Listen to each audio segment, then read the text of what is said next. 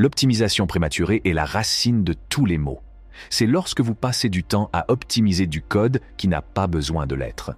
Cela peut entraîner une perte de temps et d'effort et peut même rendre votre code plus lent. Comment savoir s'il est temps d'optimiser? Voici une règle empirique.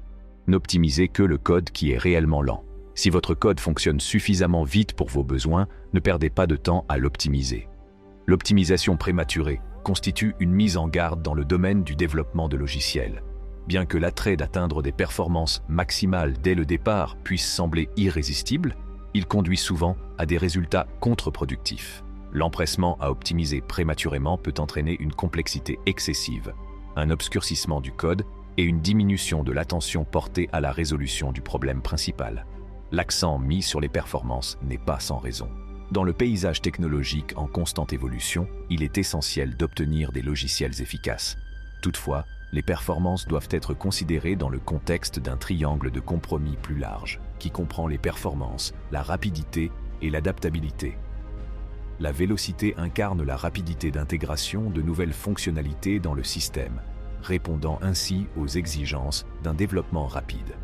En revanche, l'adaptabilité fait référence à la capacité du système à s'adapter à l'évolution des besoins, ce qui est indispensable dans un environnement dynamique. La navigation dans ce triangle exige un équilibre délicat. La recherche de la vitesse pure peut permettre d'intégrer rapidement des fonctionnalités, mais souvent au détriment de l'accumulation de dettes techniques, ce qui peut ralentir les progrès à long terme. D'autre part, un système trop adaptable peut conduire à une complexité inutile, faisant perdre un temps précieux à des scénarios potentiels qui ne se concrétisent jamais. Il est essentiel de reconnaître l'importance de la performance tout en tenant compte de sa place dans le contexte de la rapidité et de l'adaptabilité. Les priorités varient en fonction du stade d'avancement des projets. Une application complète prête à être lancée peut donner la priorité aux performances afin de garantir une expérience utilisateur transparente. A l'inverse, au cours des premières phases de développement, l'accent peut être mis sur l'expansion rapide des fonctionnalités ou sur la mise en place d'un cadre favorisant l'extensibilité. Une approche éclairée qui met en balance les objectifs immédiats et l'évolution prévue du système est essentielle pour trouver le bon équilibre et garantir la réussite des efforts de développement de logiciels. Pour trouver l'équilibre délicat entre performance et rapidité dans le développement de logiciels, il faut reconnaître l'interaction dynamique entre ces deux aspects essentiels tout en tenant compte des exigences uniques de chaque étape du projet. Au cœur du problème, il faut comprendre que l'équilibre idéal entre performance et rapidité peut varier en fonction de l'état d'avancement d'un projet dans son cycle de vie. Lorsqu'un projet approche de sa phase d'achèvement des fonctionnalités, l'accent est souvent mis sur la priorité à donner aux performances. La ligne d'arrivée étant en vue, il devient primordial d'affiner la réactivité et l'efficacité du système. Les utilisateurs s'attendent à une expérience transparente, d'où la nécessité d'optimiser la vitesse d'exécution et la consommation de ressources. À l'inverse, dans les premières phases d'un projet, l'accent est souvent mis sur l'extension rapide des fonctionnalités ou sur la construction d'une base d'extensibilité. Cela permet aux développeurs d'expérimenter, d'itérer et de recueillir des commentaires. À ce stade, l'objectif principal n'est pas seulement de produire des fonctionnalités à la chaîne, mais aussi de créer une architecture flexible qui puisse s'adapter aux changements et aux améliorations au fur et à mesure de l'évolution du projet. Cet équilibre peut également être influencé par le secteur d'activité et la nature spécifique du logiciel en cours de développement. Par exemple, dans les secteurs où la rapidité de mise sur le marché est essentielle, comme les startups ou certaines applications orientées vers le consommateur, l'accent initial peut être mis sur la vélocité. En revanche, dans les secteurs qui privilégient la stabilité, comme les systèmes d'infrastructure critiques, une approche mesurée et prudente de la performance devient primordiale. L'étude de SEAS sur le choix de la langue de Facebook donne un aperçu convaincant du processus décisionnel complexe qui sous-tend le développement de logiciels, en mettant en évidence les considérations stratégiques qui guident le choix de la langue.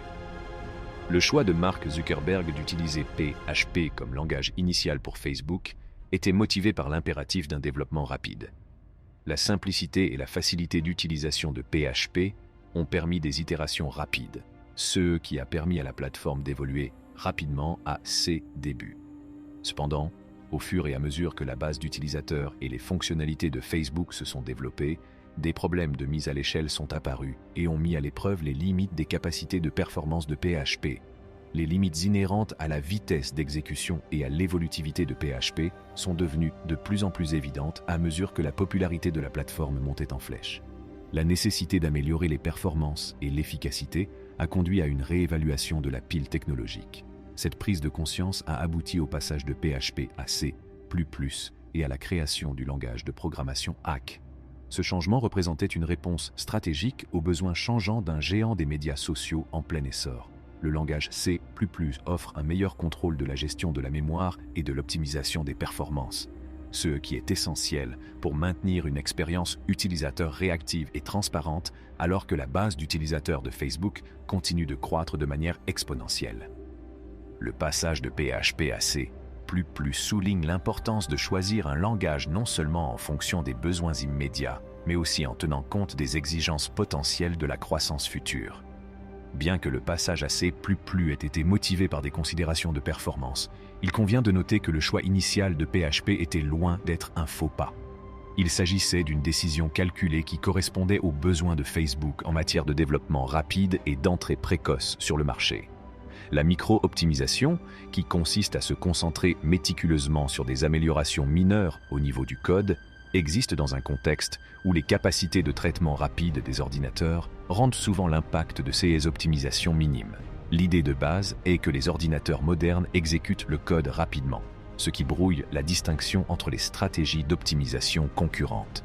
Le débat entre les différents opérateurs d'incrémentation tels que ++i et i++ illustre bien la micro-optimisation. Alors que les partisans défendent l'efficacité de l'un par rapport à l'autre, la réalité est que les ordinateurs sont capables de traiter les deux avec des écarts négligeables. L'efficacité des données influence considérablement la vitesse d'exécution. Le profilage, qui consiste à analyser les schémas d'exécution du code, est une autre tactique essentielle. Les outils de profilage permettent d'identifier les goulets d'étranglement en matière de performance et les points chauds du code, en révélant les sections du code qui consomment trop de temps ou de ressources. Cette analyse empirique aide les développeurs à repérer les domaines qui nécessitent une optimisation, ce qui permet d'adopter une approche ciblée pour améliorer les performances. La simplification, tant au niveau de la structure du code que de l'allocation de la mémoire, contribue de manière significative à l'optimisation des performances. La rationalisation du code permet d'éliminer les complexités inutiles, de réduire le risque d'opérations redondantes et d'atténuer les facteurs de dégradation des performances. De même, une allocation de mémoire judicieuse minimise les frais généraux liés à l'allocation et à la gestion de la mémoire pendant l'exécution du programme. Une utilisation efficace de la mémoire peut considérablement améliorer la vitesse d'exécution et la réactivité. Bien que ces stratégies améliorent collectivement les performances, il est essentiel d'aborder l'optimisation avec pragmatisme. Tous les codes ne requièrent pas le même degré d'optimisation, et tenter de suroptimiser peut conduire à des rendements décroissants, voire à des résultats contre-productifs. Les efforts d'optimisation doivent être guidés par une compréhension approfondie des modèles d'utilisation de l'application et des exigences de performance. J'espère que cette vidéo vous a été utile. Si c'est le cas, merci d'aimer, de partager et de vous abonner à notre chaîne pour plus de contenu sur le développement logiciel. En attendant, merci d'avoir regardé.